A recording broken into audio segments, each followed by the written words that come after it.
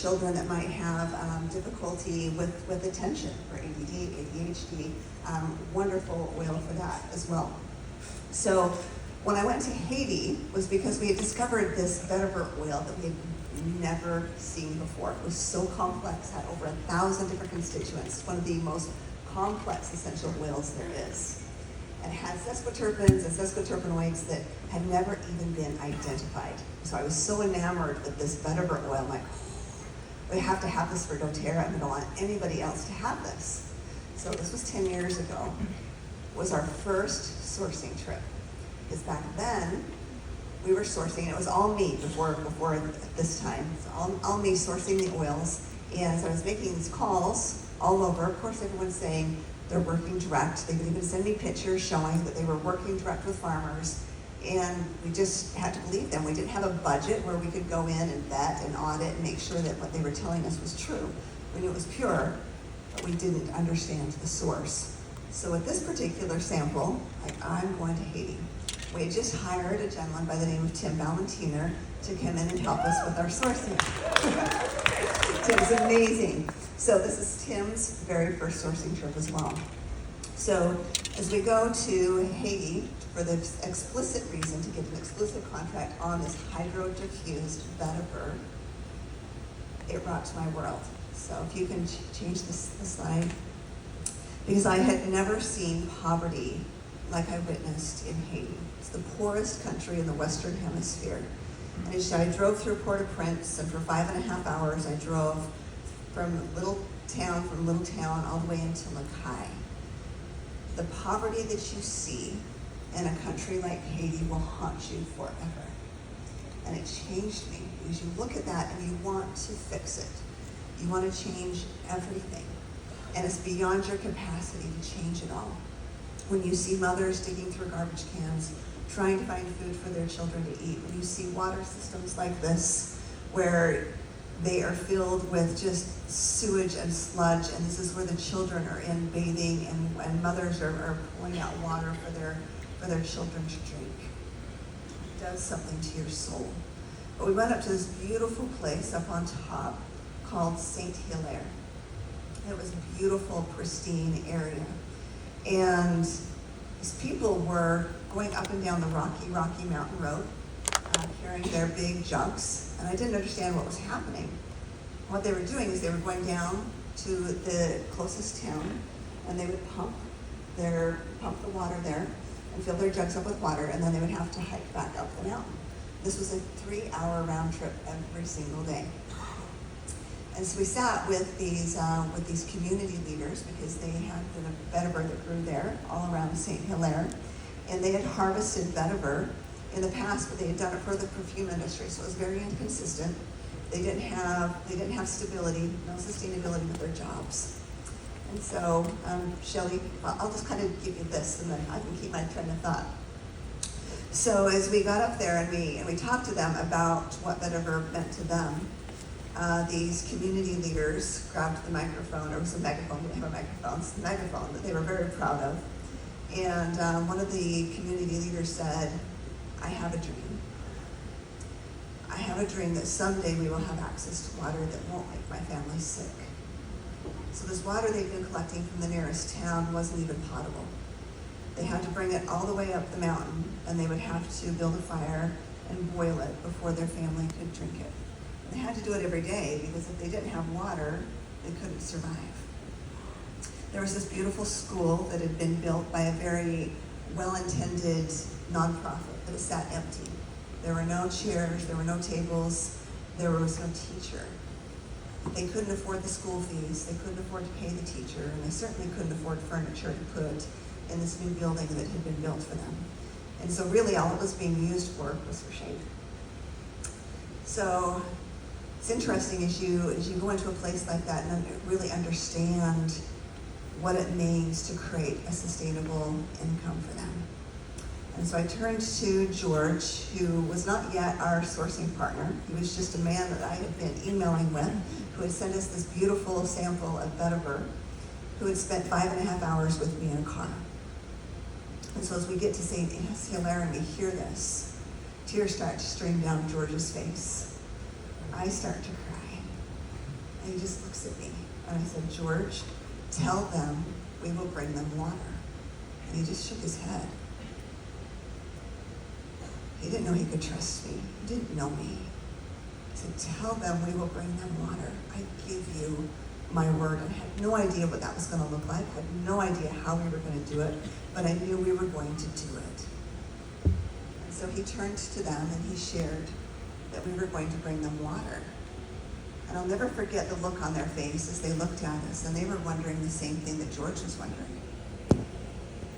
Can I trust this white person that we don't even know that just showed up in our little village? It took as many tries. There was only one wheel driller with an auger that could go through, because we're up on top of the mountain. We had to go hundreds and hundreds of feet through the rock to find an aquifer. One wheel driller in the entire country who could do it. So we had to wait our turn for him to be able to come up. The first try, he failed. Second try, he failed again, no water. Third try, he failed. And he came to us and said, I'm just wasting your money. I said, keep going. I don't care how many times you have to drill. You drill until you find water. Fourth time, failed. Fifth time, failed. I said, I don't know how deep this aquifer is.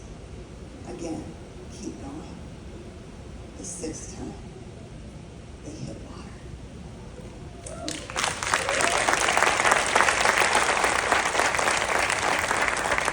I will forever remember this day. We were able to bring our presidential diamonds up this day as we were able to turn the tap on for the very first time. And this is my husband that's there at the tap. And as they turned that tap on, this was the community leader who had said, I have a dream of someday having clean water that won't make my family sick. So as he was there, he filled his water bottle up first. And the entire community stood back and they watched him take a drink of water. And he could have heard a pin drop. It was so quiet as he drank that water.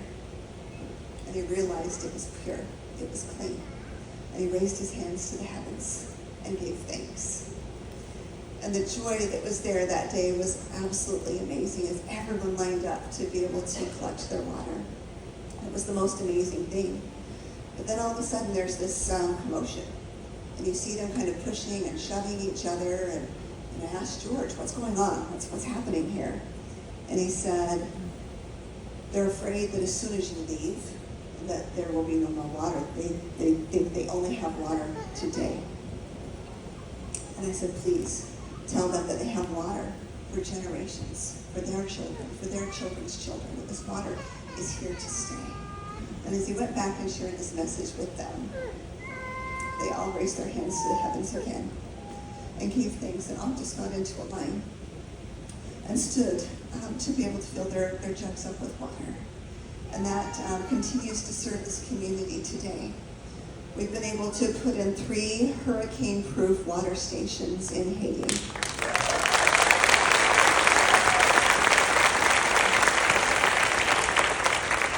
We since have created 5 cooperatives that serve these vetiver communities to be able to create sustainable income. It's all completely traceable.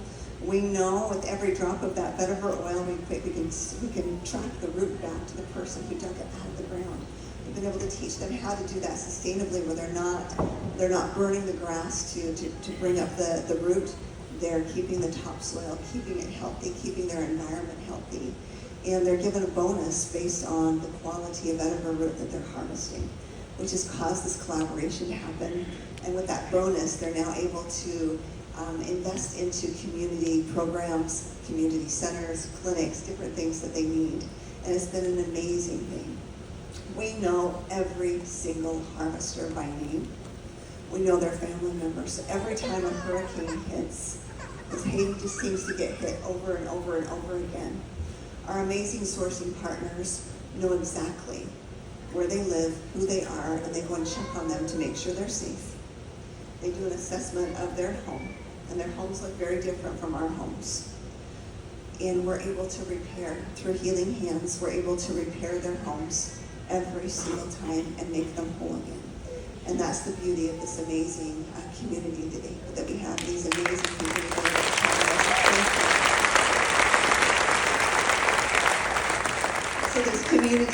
others were so grateful. And this changed me. This really opened my mind to what we needed to do at dōTERRA, because I didn't understand before. I mean, I had been working in the essential oil world since I was 24 years old.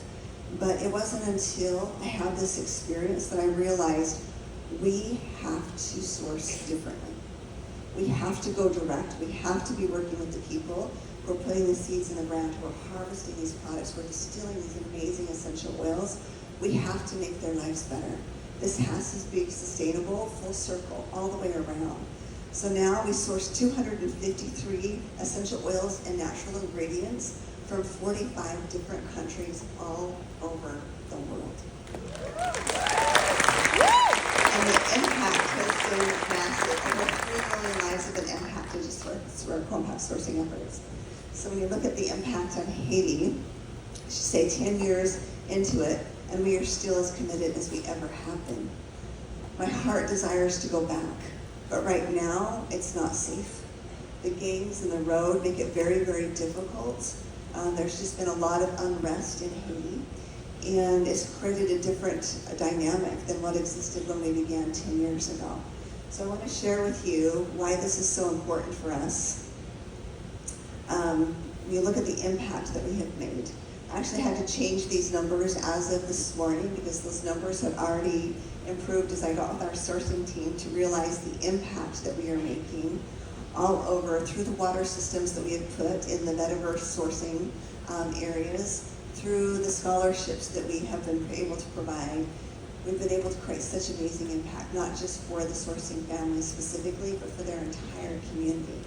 So last year, we were able to provide 66 scholarships. Now, remember I told you about the school up in St. Hilaire? So because of what we've been able to do with sustainable income for the harvesters, they then have the income to send their children to school, to be able to pay the school fees, to be able to pay the school teacher. Initially we did that, but now they're able to do that themselves. We put in furniture, and we've done that in multiple different areas throughout Haiti.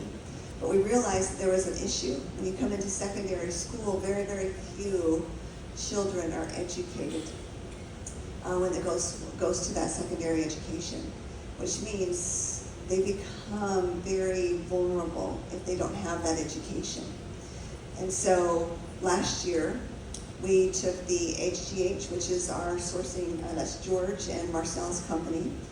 We were able to provide scholarships for the children of the employees of HGH, the ones that are collecting the root or that are distilling the root, as well as our farmers for their children. These are children aged 15 up through 21 years old.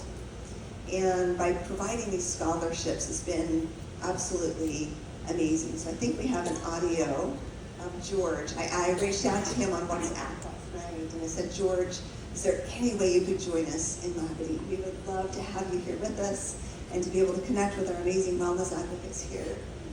And it was painful for him to say, you have no idea how much I would like to be with you.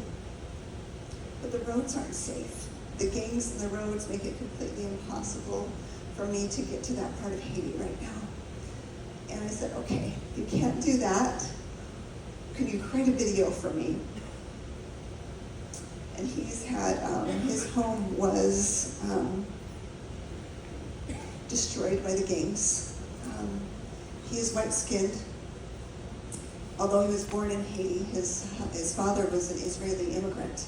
And because he doesn't look Haitian, because he has a business, because he is seen as someone that, in their standards of Haiti, has wealth, his home was broken into and it was looted and destroyed. And so because of that, he now has a nervous disorder. So when you hear his voice, you'll hear it shaking a little bit.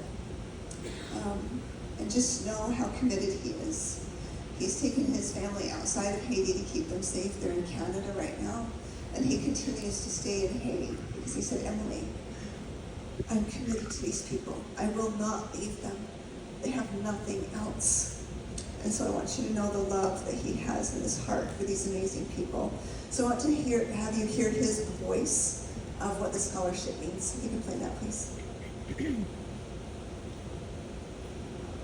Hello, dōTERRA family. I'm George Eli from HGH80, who produce 100% pure hydrodistilled vetiver oil exclusively for dōTERRA for more than 10 years. I've seen dōTERRA growing as a company. That also helped our company to grow, and which had a big impact on the vetiver sector, especially on the growers and farmers of vetiver roots, that is the raw material to be hydrodiffused. Since 3 years, when the scholarship program was introduced for children in sourcing area, it changed the life of so many of them, families in that sector. Farmers are able to send their kids to school with no worry paying tuition.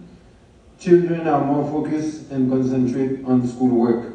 Farmers are able to send more children to school. This program also helped all the promotion to graduate from secondary school. Even some farmers, at least they know that they have enough money to feed their family since they have their child grant a scholarship. Our farmers see us as a big family. By having this scholarship program, we make their life easier so they can sleep better. So this program motivates the kids. The first applicant to this program 3 years ago went to professional school, and some of them in nursing school, some are learning computers, and others mechanic. This program definitely helped the farmers to go further with their children's education. Haiti needs a big political change, and this change has to start with education. We are part of that change with the scholarship program, so please continue to sponsor this program for a better Haiti. Thank you, dōTERRA donors.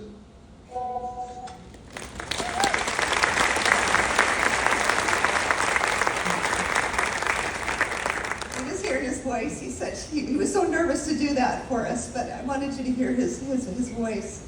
So 66 scholarships that were done last year. We want to do that again, and we want to increase that. We support these scholarships for about 9 different schools in the Lakai area and the surrounding regions. And this is something I'm so passionate about. We want to give these kids a chance. So I've received, Shelley, could you hand me my phone? I received a couple of stories, and I just want to read in their own words to you really quick. Our sourcing team sent these over. So the first one, a 20-year-old boy, his name is Francois Franklin. He goes to the Saint Jean Baptiste Church School. He says, I am a 20-year-old boy. I come from a poor family. We live on agriculture. My dad is the only one working. I have 4 sisters and 2 brothers. I'm the oldest and the only one in school. My dad hopes that one day I will be able to help him. I do work hard and study so I can become somebody and to help my dad with my siblings. After the earthquake, life has been so difficult. To go to school, Dad had to use the food money for my school tuition. Some days at night, we go to bed with an empty stomach. None of my siblings, aunts, and uncles have ever reached NS4 before.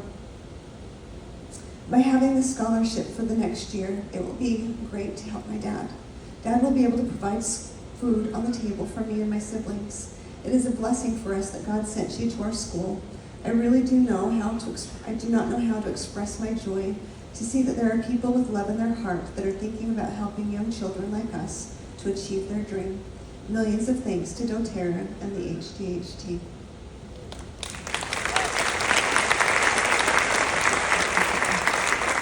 And then one more. This is a 16-year-old girl, Berluche Nagella. She's an NS1. She's also going to the St. Jean Baptiste School.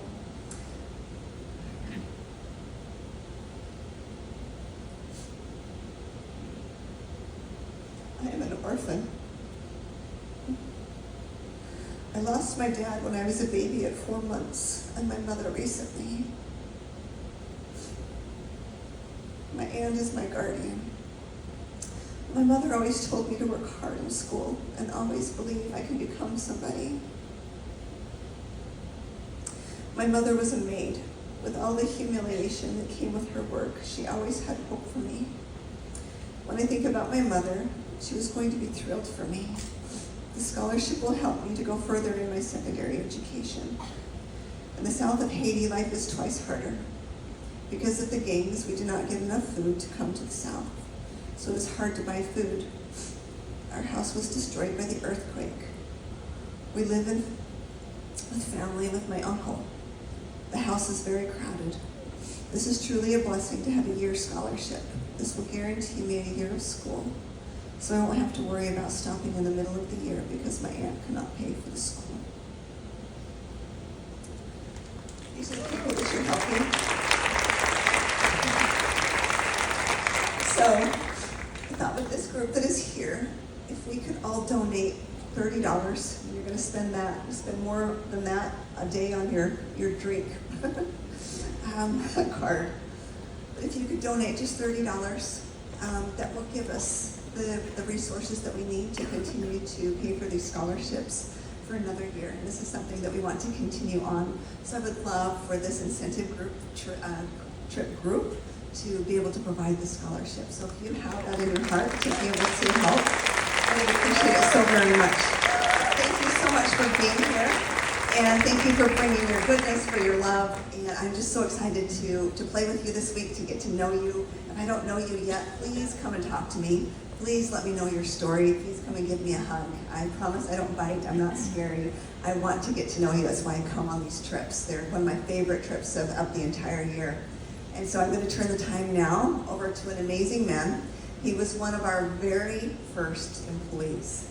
And when we started up Japan, he was one that was supporting from the home office in Utah. And then